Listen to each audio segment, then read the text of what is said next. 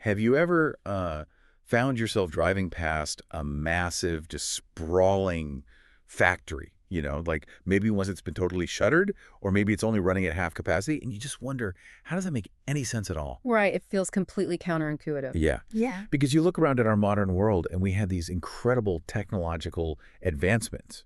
I mean, we have massive wealth creation. We can literally produce goods faster, cheaper, and way more efficiently than at any point in human history. Absolutely. Yet despite all this abundance, our economies still crash. We still have these perfectly good factories sitting idle. There are millions of people who desperately want to work but can't find jobs. And it feels like we always seem to be, I don't know, teetering on the edge of the next recession, the next layoff wave, Yeah. the next crisis. So you see all this fuel, all this potential, and you have to ask yourself, why does the engine keep stalling? Well, it is arguably the ultimate paradox of modern civilization, really. I mean, from a purely mechanical standpoint, we've essentially solved the problem of production. Right. We know how to extract resources, build machines, and make things. So the friction isn't there. The friction, that constant grinding struggle we feel, is actually with the problem of realization. Realization. Okay, define that for me. So it's the challenge of ensuring that the people who actually need those produced goods have the purchasing power to buy them. If they can't buy them, the goods aren't realized into profit. Ah. And when that happens, the whole system just seizes up. Right. So it's kind of like throwing this massive elaborate feast, cooking enough food for 1,000 people, but then realizing you lock the front door and nobody has the money to buy a ticket to get in. That is exactly it. Yeah. And that missing purchasing power, like that gap between what we can make and what we can actually afford to buy, is what economists have long called effective demand deficiency. Correct. And look, it's not a new concept. The smartest minds in economics have known this gap exists for decades. But reading through our sources for today, it seems like they've never been able to put a hard, precise number on it. I mean, until now. Yeah, and that is exactly what we're exploring today. We're pulling from a highly detailed, honestly, fundamentally groundbreaking piece of source material. Yeah, it's a dense one today. It really is. It's a research paper, and it's accompanying presentation by an independent researcher named Dan Huang. And the title of the work is, let me get this right, A Formula for Macroeconomic Operation and Control, Quantifying Market Endogenous Effective Demand Deficiency and Its Remedy. I know. It sounds incredibly dense. A bit of a mouthful. Yeah, but stick with us because we are going to break this down. The implications of this research completely shift how you will look at the economy, your own bank account, and honestly, the headlines you read every single day. It really does change everything. We are going on a serious journey with this deep dive. We're going to trace why the greatest economists in history failed to solve this mathematical riddle for literally 200 years. Then, we are going to build a functional economy from scratch, piece by piece, to find the master formula that dictates how the world actually works. Which is fascinating to see unfold. Right. And then we'll use that formula to diagnose some of the weirdest economic diseases out there. And finally, we're going to put the last 100 years of the United States economy on the exam table to see what the math says really happened during things like the Great Depression and the dot-com bubble. Because it challenges the very foundation of how we view the trade-offs of market capitalism. I mean, it redefines the role of government intervention, and it poses some deeply uncomfortable questions about the nature of national debt and global finance. Okay, let's unpack this. I want to start with the ghosts of economics There's past. ghosts, right? Yeah, because before we dive into Dan Huang's master formula, I need to understand the historical blind spot here. Why did it take over 2 centuries to figure out the exact math for this demand gap? Well, the blind spot really begins in the early 1800s with a concept that totally dominated economic thinking at the time. It was called Say's Law. Say's law. Yeah, named after the French economist Jean-Baptiste Say.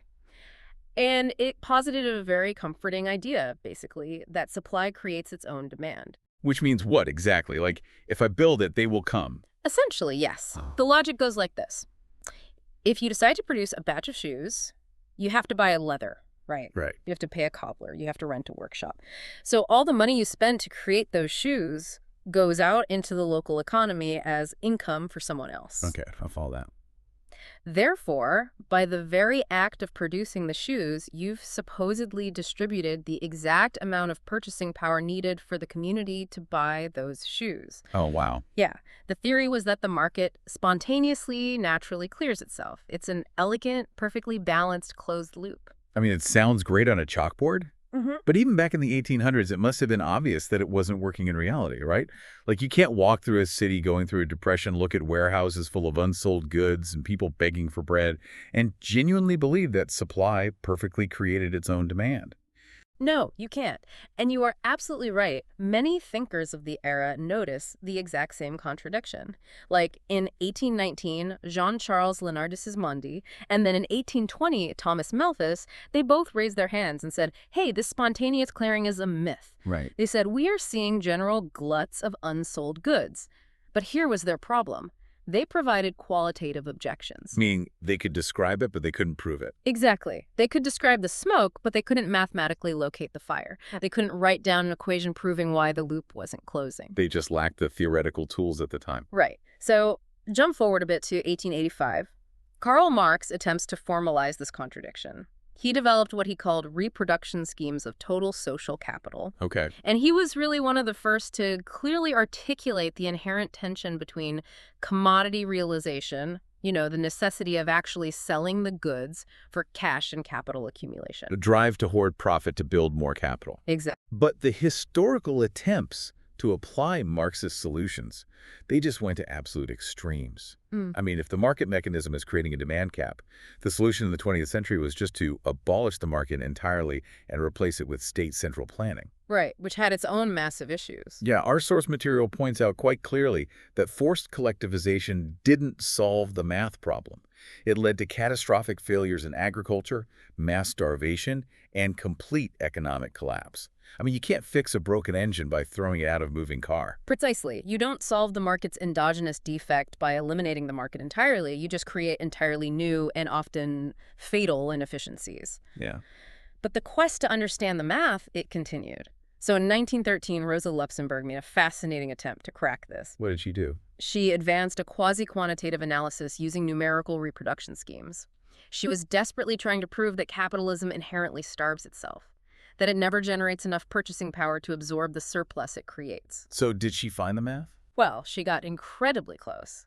But she was trapped by the reality of the era she lived in. You see, in 1913, the world was on the gold standard. Ah, right. Meaning money was strictly tied to a physical rock in a vault. You couldn't just print more of it. Exactly. She didn't have the modern parameters we take for granted today. Like, there was no sovereign fiat money. There were no massive government welfare programs, no deficit spending to inject liquidity into the system. So she was missing half the variables. Right. And because she couldn't factor those modern interventions into her math, she reached a deeply pessimistic conclusion. It was. She theorized that capitalism always inevitably requires external, non-capitalist markets to survive. She believed it had to constantly expand outward, often through imperialism, to find new buyers. Because, in her view, the domestic system mathematically bankrupts its own workers. Wow. Okay, so Sismondi and Malthus see the problem but can't prove it. Marx identifies the tension, but the real-world application goes off a cliff. Luxemburg gets close, but is constrained by the gold standard. So that brings us to the 1930s, the Great Depression. Yes, exactly. I mean, this is the ultimate undeniable proof that markets do not spontaneously clear, right? And this is where the heavyweights step in. Yeah. The 1930s bring us Mikhail Kalecki and John Maynard Keynes. And Kalecki is particularly crucial to the source text here. In 1933, he developed his famous profit equation. Okay. He actually showed mathematically how fiscal deficits and net exports can supplement the realization of profits. Wait, so he found the formula. He found a formula. He provided an accounting explanation for how surplus output gets absorbed. But Huang's paper argues that this advance came with a fatal side effect. What side effect? Well, because Kalecki found a way to make the national accounts balance out in the end, the economic profession sort of just stopped looking for the primary underlying demand gap. Let me stop you right there because I want to make sure I'm fully visualizing this. Kalecki built an ex post accounting identity, and ex post just means after the fact. So isn't an accounting identity just like looking at a football game's final score? Oh, that's a good way to look at it. Yeah, like if I look at the final score, it tells you the points are balanced at the end, right? The home team scored 24 points. The away team scored 21.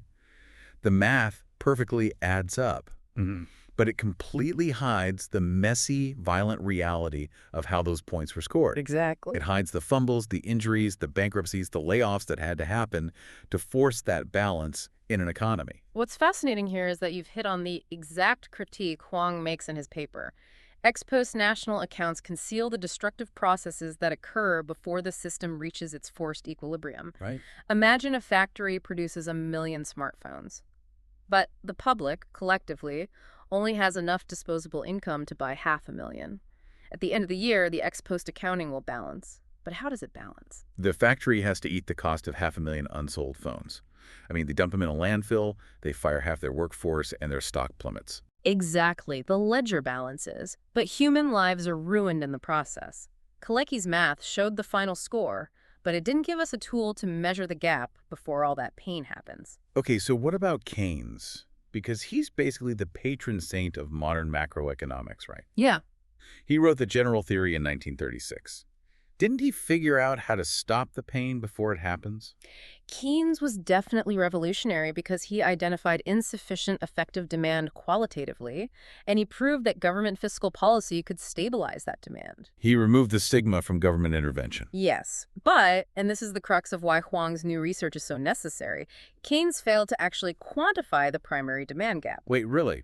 He told governments to step in and spend money, but he didn't tell them exactly how much to spend. Precisely. Keynes gave us the theory of demand management, but he didn't give us a precise mathematical compass. Wow. As a result, macroeconomics largely abandoned the attempt to calculate the primary purchasing power gap down to the dollar.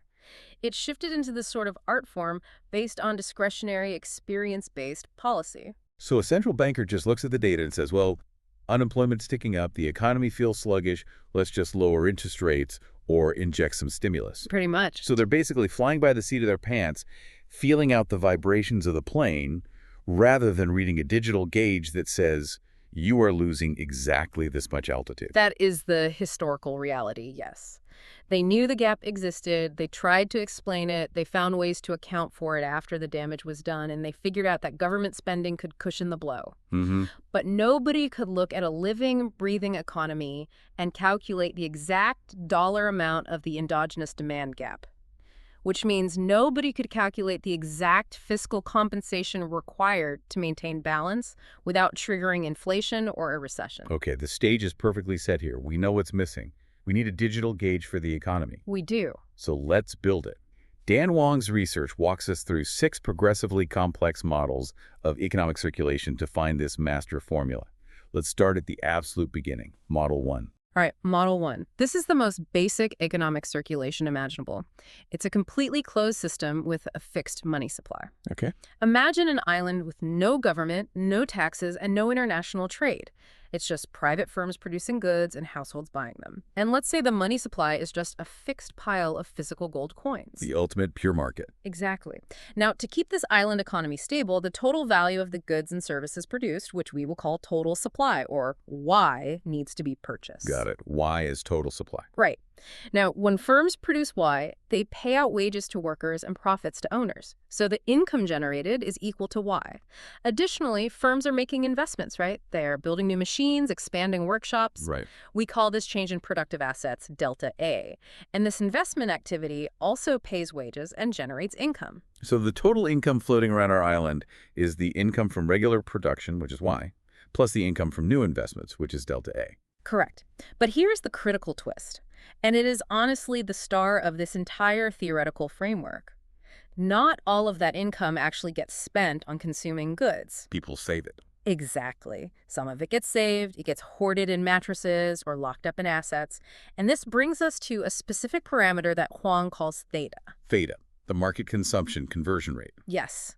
Theta represents the percentage of market-generated income that actually gets converted into real, immediate consumption. So the total consumption happening on the island is the total income multiplied by theta. Okay, let me see if I'm tracking the math here. For this pure island economy to be perfectly balanced, the total supply, Y, must equal the total consumption. Correct. So the formula is the total income, which is Y plus delta A multiplied by theta, must approximately equal Y. You've got it perfectly. Y plus delta A times theta equals Y. And right here, in this incredibly simple equation, the pure market hits a fatal, unavoidable flaw. Because theta is never 100%. I mean, people don't spend every single gold coin they earn the absolute second they get it. Exactly. Theta is almost always less than 1. And if you look at the math, In order for the equation to balance when theta is less than 1, delta A, the investment, has to be positive, Mhm. and it has to be consistently large enough to make up the difference. If people are hoarding 10% of their income, businesses must constantly be investing enough new money to plug that 10% hole, otherwise goods go unsold. But wait, investment isn't a charity. Businesses only invest in new machines if they expect people to buy the stuff those machines make. Exactly. If business owners see that people are hoarding their gold coins and not buying goods, their profit expectations plummet. They cancel the factory expansion, so delta A drops exactly when you need it to rise. It's a vicious cycle. The market cannot automatically guarantee that investment will perfectly plug the gap. It absolutely cannot, and it gets even deeper when you ask why theta is inherently less than 1. This is where Huang's analysis connects macroeconomic math directly to human behavior. Well, think about how a pure market functions. Market competition absolutely requires differentiated rewards to incentivize wealth creation. You need inequality. Right, if a doctor who studies for 12 years makes the exact same number of gold coins as a guy who sleeps on the beach all day, nobody's going to become a doctor. You need the incentive of getting rich to drive innovation and hard work. But that very same mechanism, inequality, naturally concentrates wealth into the hands of a few highly successful individuals or firms. And here is the behavioral truth. What's that? Wealthy entities spend a much smaller percentage of their income on basic consumption than lower income earners do. That makes intuitive sense. I mean, if you give a struggling bartender an extra $10,000, that money is gone by Friday. It goes to rent, groceries, a car repair, maybe some new shoes. The conversion rate, their personal theta, is basically 100%. But if you give a billionaire an extra $10,000, it doesn't change their consumption at all. They don't eat an extra dinner. That money goes straight into an investment account or an offshore trust. Their personal theta on that extra money is near zero. Precisely. Therefore, as the market does what it is supposed to do, as it concentrates wealth to incentivize progress, the aggregate theta of the entire economy inherently shrinks. That is wild. It's like an engine where the very fuel that makes it run incredibly fast, the incentive of inequality, creates a specific exhaust that eventually chokes the engine to death. That's a perfect way to put it. You literally cannot have the rapid wealth creation without mathematically creating the purchasing power deficiency. Exactly. This proves mathematically what many critics have suspected for a long time. The Austrian school's ideal of a pure, unregulated, self-clearing market is mathematically unstable without outside help. The demand gap isn't an accident. It is an endogenous market defect. The market creates its own shortfall as a byproduct of its success, and it absolutely cannot clear itself without causing immense pain, deflation, and unemployment. Okay, so Model 1 proves the pure market suffocates on its own exhaust. Let's look at Model 2. What if we add new money to the island? Right. Model 2 introduces limited new money, specifically through gold mining. We'll call this delta MG. So miners find a new vein of gold, dig it up, and suddenly there is fresh purchasing power that wasn't generated by the regular production cycle. Exactly. They dig it up, it becomes money, and they spend it. So the formula expands. Now we have total income, Y plus delta A plus the new gold, delta MG, all multiplied by theta, needing to equal Y. Does the shiny new rock fix the engine? It alleviates the pain, but only temporarily. A great historical example is the 16th century price revolution. What happened then? European powers violently extracted massive amounts of gold and silver from the Americas and flooded their domestic economies with it. It drove massive commercial development, and it closed the demand gap for a while. But there's a physical limit to that, right? I mean, you can only dig so fast. Exactly. Physical mining is constrained by geology and technology. It can never perfectly, smoothly scale to match the exact monetary needs of a rapidly growing, compounding industrial economy. So it's just a Band-Aid. Right. The new gold helps push off the crisis, but the underlying disease, the shrinking theta caused by wealth concentration, is still there, constantly growing. This is really where the boom and bust business cycle is born. Expansions happen when investment and new gold outpace the gap, and painful recessions happen when they inevitably fall behind. So if the pure market chokes itself and digging up gold is too slow to save us, we need an external mechanic. We need an entity big enough to step in and forcefully inject oxygen into the engine. We do. And that brings us to the state. Let's look at Model 3, taxes and government. In Model 3, we introduce a government that collects taxes represented by the variable T. The government forcefully takes money out of the private market mechanism and redistributes it through public services, infrastructure, healthcare, welfare. things like that. Okay, but if the market has its own conversion rate, theta, does the government have one too? It does, and this introduces the second crucial variable in Huang's entire framework, theta prime. Theta prime. Yes, theta prime is the government consumption conversion rate.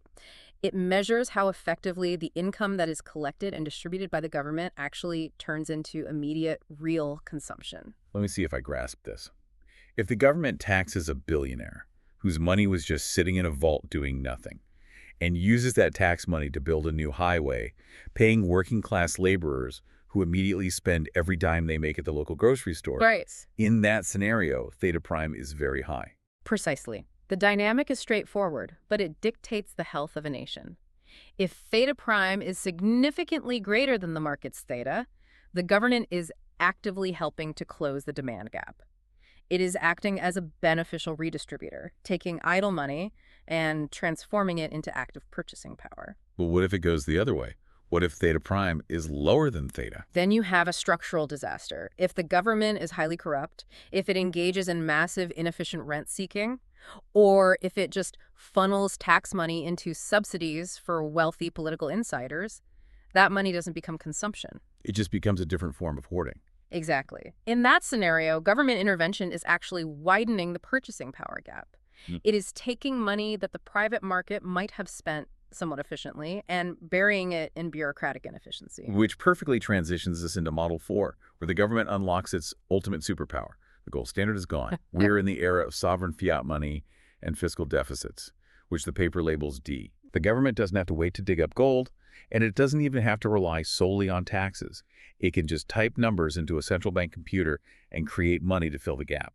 Deficits add purchasing power directly to the equation. And here we must pause to introduce a vital piece of context regarding the source material. Huang's paper uses political systems and institutional quality as actual variables in this mathematical model. Like, It explicitly compares the mathematical outcomes of democracies against non-democratic or extractive regimes. and we should be very clear with the listener right now. We are simply laying out the theoretical framework presented in the paper, which uses political systems as variables in a mathematical model. We aren't taking political sides here, just unpacking the author's argument about how different institutional structures handle this math. Right, absolutely. Right. So let's look at the math of an extractive, non-democratic regime. In these systems, a very small elite monopolizes both natural resources and political power. Primary income distribution is severely unequal. Meaning the vast majority of regular citizens have very little disposable income. Exactly. Mathematically, that means the baseline market conversion rate, theta, is basically on the floor. The market is generating almost no organic demand because the elite hoard everything. So to prevent the economy from totally seizing up, they desperately need the government to step in with a deficit, D. They need to print money. Yes. But remember theta prime. In an extractive regime lacking democratic accountability or an independent judiciary, the government mechanisms are captured by those exact same elites. The fiscal resources are diverted into patronage networks or offshore accounts, So theta prime is also incredibly low. which creates a mathematical nightmare. To balance the economy, the state has to print a massive fiscal deficit. But because both theta and theta prime are abysmal, injecting all that fiat money doesn't stimulate real consumption of domestic goods. Let me guess, the wealthy elites just get their hands on that newly printed money? Exactly. Yeah. And because they lack trust in their own weak property rights, they know a dictator could seize their assets tomorrow. They try to get the money out of the country as fast as possible. Capital flight. They take the freshly printed local currency and try to buy US dollars or euros. Exactly. This drains the country's foreign exchange reserves, collapses the value of the local currency, and leads to severe financial instability. The model proves mathematically why extractive institutions cannot simply use modern monetary theory to print their way to prosperity. Because the math simply won't let them. Their institutions cannot convert money into demand. Exactly. Let me make sure I'm fully internalizing this. So what does this all mean? If I look at the big picture, is a fiscal deficit basically just a required patch for the market's inherent leak? Yes. In a fiat money system, a deficit, D, is not inherently a sign of bad borrowing or reckless spending. It is a mathematical necessity to offset the savings of the wealthy and the structural demand gap of the market. Right. But, and it's a massive but, the effectiveness of that deficit is entirely dependent on the institutional quality of the government deploying it. represented by theta prime. Okay, so put yourself in the shoes of a leader in one of these extractive countries. Your domestic population is too poor to buy the goods your factories produce because theta is low. You can't just print money to fix it because your corrupt institutions mean theta prime is low and printing just causes a currency collapse. How do you survive? You can't just let your economy die. You look beyond your borders, and that brings us to the global stage. Model 5 introduces international trade, specifically net exports, represented by NX.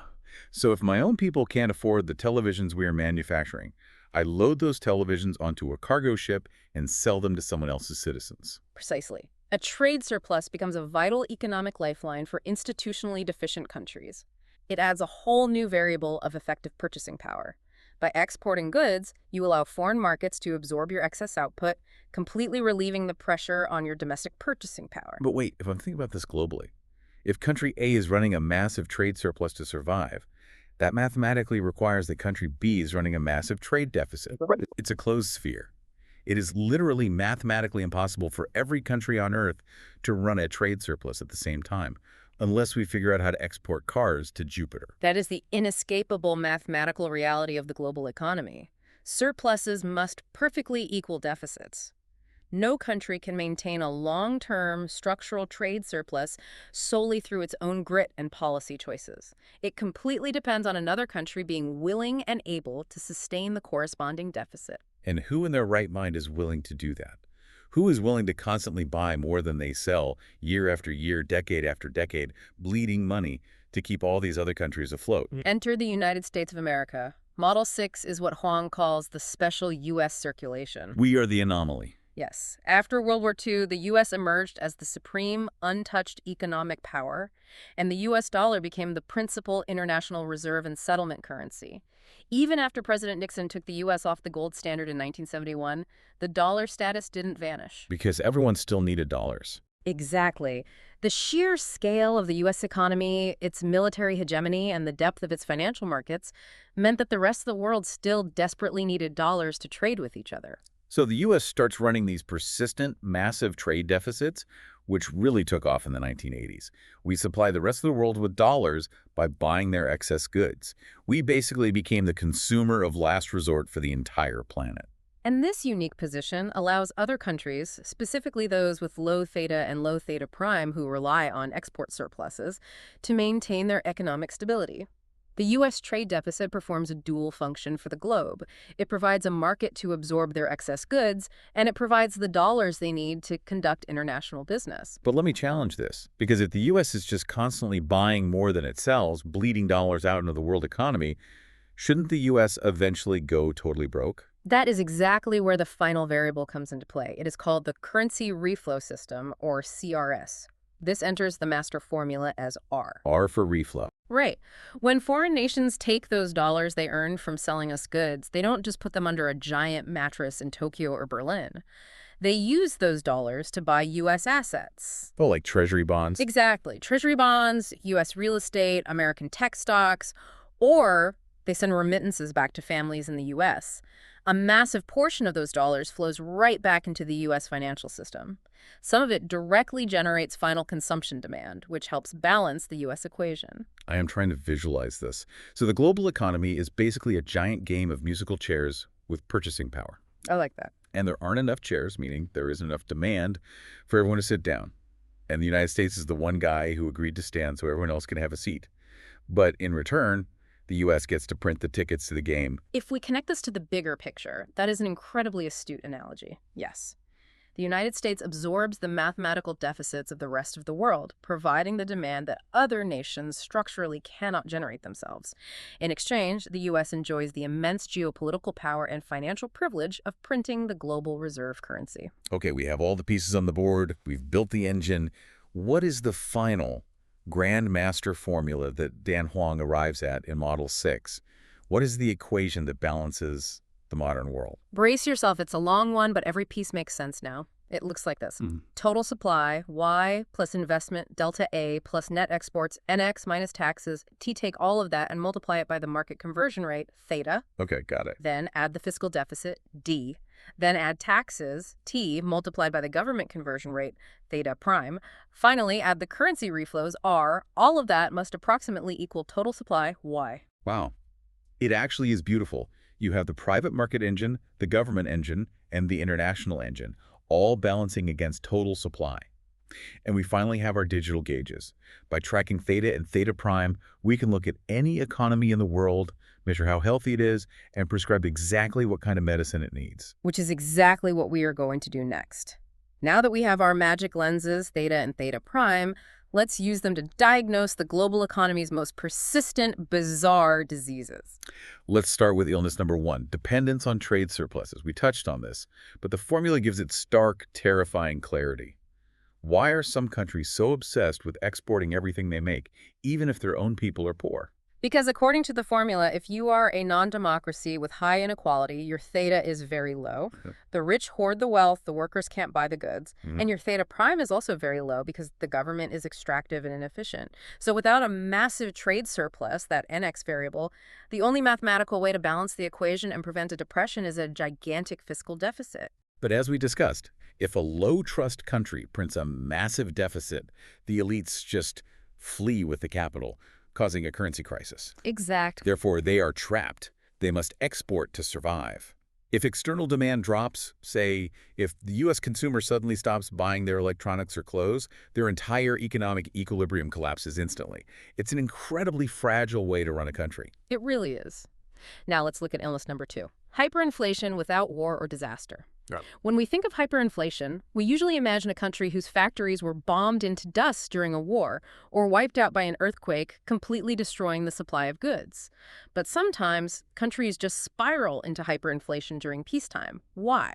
I want to try and trace this using the formula. Let's say a country with low theta and low theta prime suddenly loses its export markets. Maybe commodity prices crash. Suddenly, domestic demand is way too weak to absorb their production. Deflation hits, businesses close. And because businesses close, tax revenues plummet.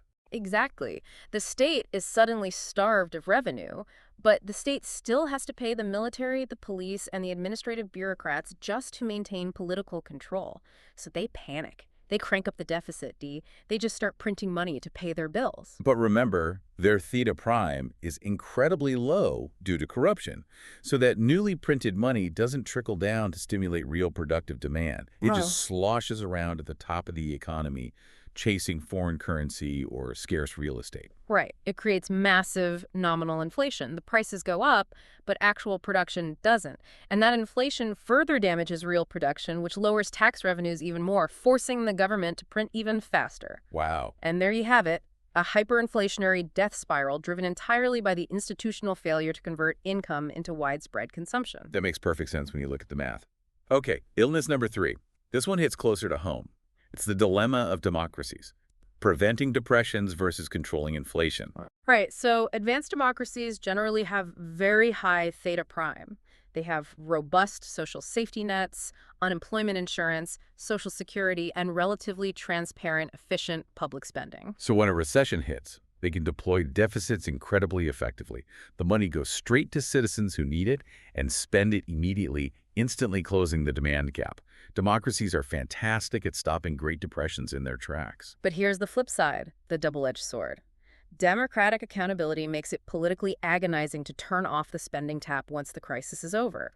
Taking away subsidies, cutting welfare, or raising taxes to shrink the deficit is political suicide for elected officials. Wait, let me fully process this. Are you saying the exact same institutional muscle that saves a democracy from a Great Depression, that high theta prime, is what guarantees they will constantly struggle with persistent inflation? It fundamentally rewrites how we view the trade-offs of democratic capitalism. Because their theta prime is so high, their deficits are incredibly potent at creating purchasing power. If supply suddenly gets constrained, say by a global pandemic shutting down supply chains, that incredibly strong, rigid purchasing power immediately bids up the prices of whatever goods are left. Democracies are structurally biased toward inflation because their institutional machinery is built to defend purchasing power at all costs, and politicians are punished if they try to shrink it. Wow. Yeah. That explains so much of the last few years. Okay, the last illness, number 4, the middle income trap. You see countries grow rapidly for a decade or two, they become the darlings of the financial press, and then they just hit a brick wall and stagnate forever. The formula explains this beautifully. A developing country can grow rapidly early on by utilizing cheap labor, building basic infrastructure, and maximizing exports. During this early phase, their theta and theta prime might be moderate enough to sustain growth. But eventually, you run out of cheap rural labor to move into factories. Your basic infrastructure is already built. You've exported as much as the world is willing to buy. At that inflection point, the only way to keep growing is to rely on domestic consumption.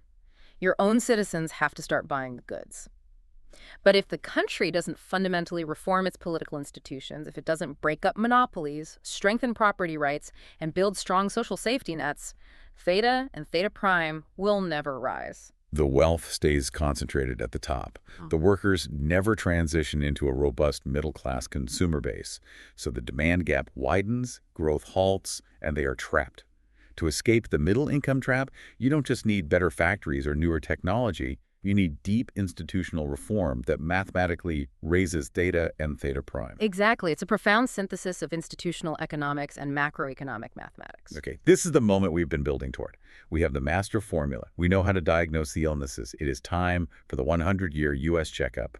We are going to put the United States economy on the exam table and apply Dan Huang's exact mathematical lens to the data from 1929 all the way to 2025. The paper actually includes a chart tracking the historical estimates of theta and theta prime for the U.S. over this entire century. And it is incredibly revealing. Let's start with the darkest period in modern economic history, 1929 to 1933, the onset of the Great Depression. What does the digital gauge show? What actually happened in the math? During this period, under President Hoover and even early FDR, U.S. fiscal policy was actually incredibly restrictive. The government was terrified of deficits. They thought balancing the budget was the responsible thing to do during a crisis. Because they weren't spending, the model shows that theta prime, the government's conversion rate, spiked all the way to its absolute mathematical maximum bound of 0.99. Wait, hold on. This confused me when I first read it. Why does a lack of government spending cause the conversion rate to hit a maximum? That feels backward. It requires looking at how the model calculates necessity. Think of theta prime in this specific context as a measure of the required efficiency of government spending needed to prevent a collapse. Okay, I'm with you. When the government refuses to run a deficit, the entire burden of closing the massive demand gap falls on whatever tiny amount of tax revenue they are actually redistributing. Mathematically, for the equation to balance without a deficit, the efficiency of that tiny bit of spending would have to be nearly perfect, approaching 1 or 100%. Oh, I get it. The math says if you aren't going to print a deficit, then every single tax dollar you spend must be converted into immediate consumption with 99% efficiency just to save the economy. Exactly. And in the real world, no government can achieve 99% immediate consumption efficiency on every dollar. Because the real-world efficiency fell completely short of this mathematically required maximum, the system broke. Effective purchasing power fell severely short of the supply of goods. Because the government refused to patch the hole, the market had to balance itself the only way it knows how, violently. Massive unemployment, bankruptcies, destroying output until the supply of goods fell low enough to match the tiny, miserable amount of purchasing power left. Exactly. And the data shows this happened again in 1937 to 1938. The economy was recovering, but the government got spooked by inflation and tightened fiscal and monetary policy prematurely. Theta prime shot back up to its upper bound of mathematical necessity.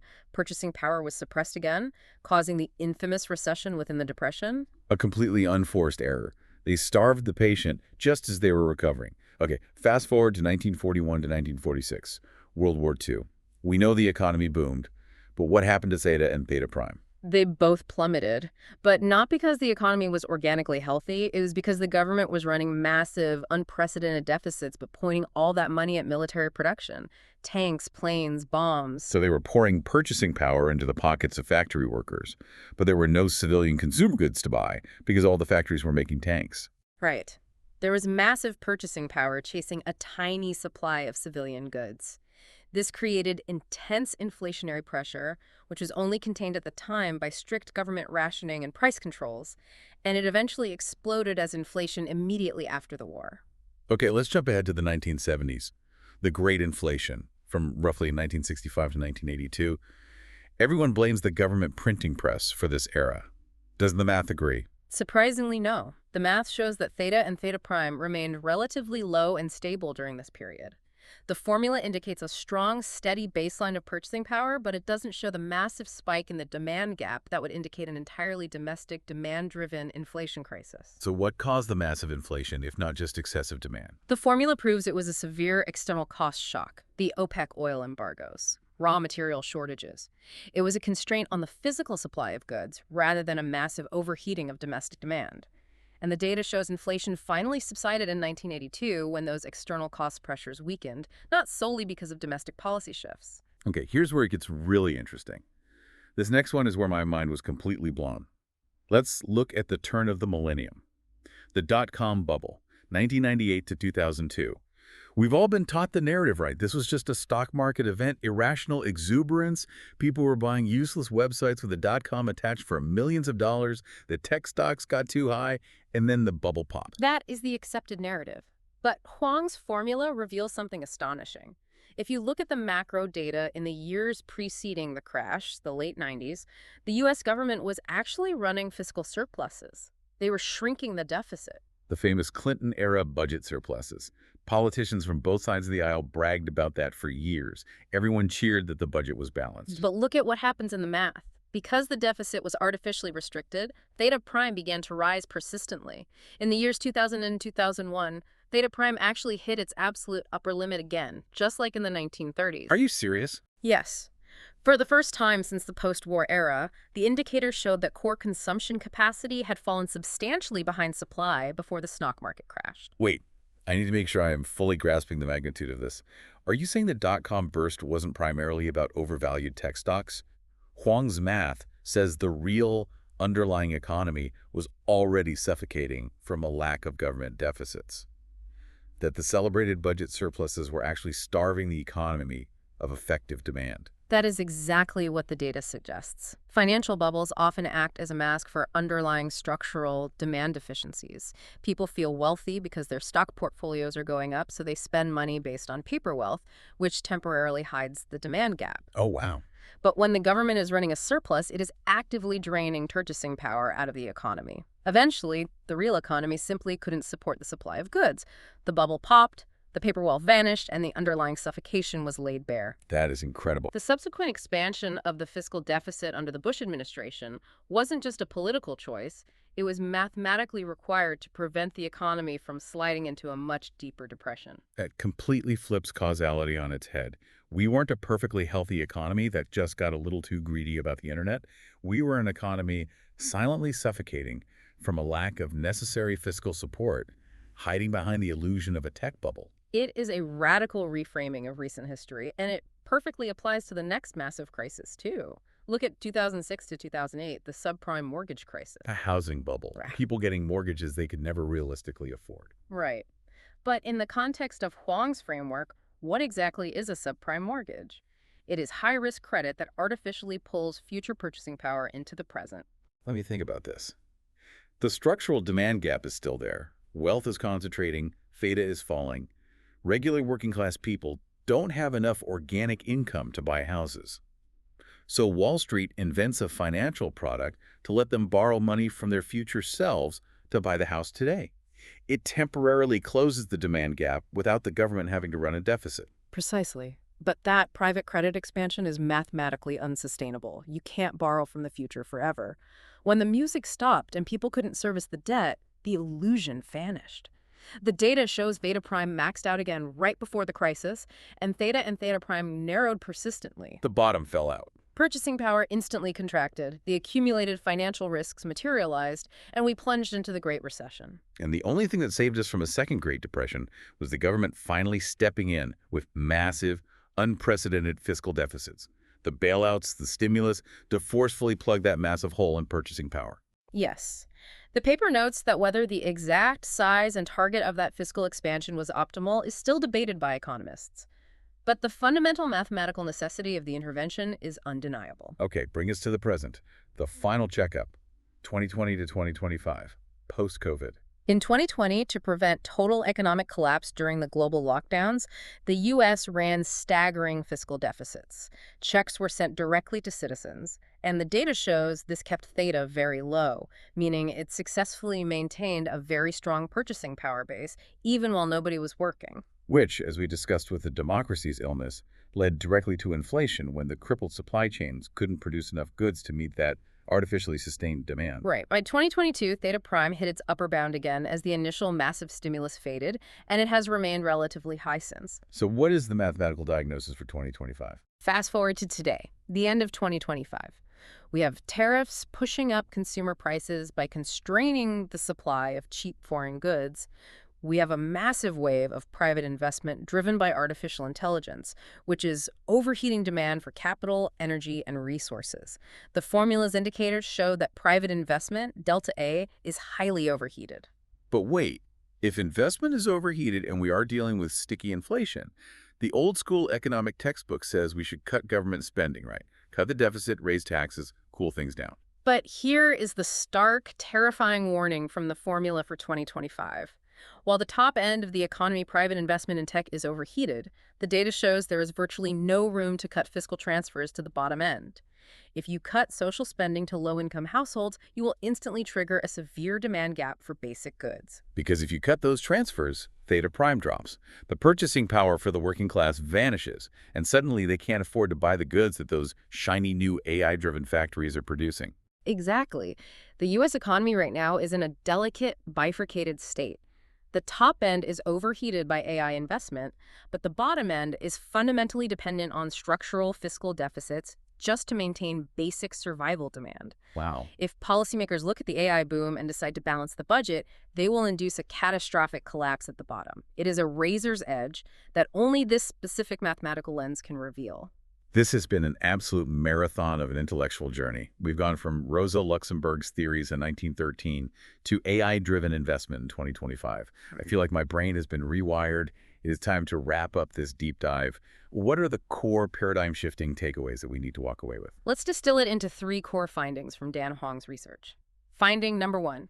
Insufficient effective demand is not an accident. It is not a temporary glitch caused by bad weather or bad policy. It is an endogenous, built-in defect of the market mechanism itself, driven by the very wealth inequality that capitalism relies on for incentive. Finding number two. The size of that demand gap, and whether it destroys your country or just slows it down, depends entirely on your political and distributive institutions. It's all about theta and theta prime. Are you a democracy that efficiently protects purchasing power, or an extractive regime that hoards it and relies on exports? And finding number three, which is perhaps the most revolutionary concept in the entire paper.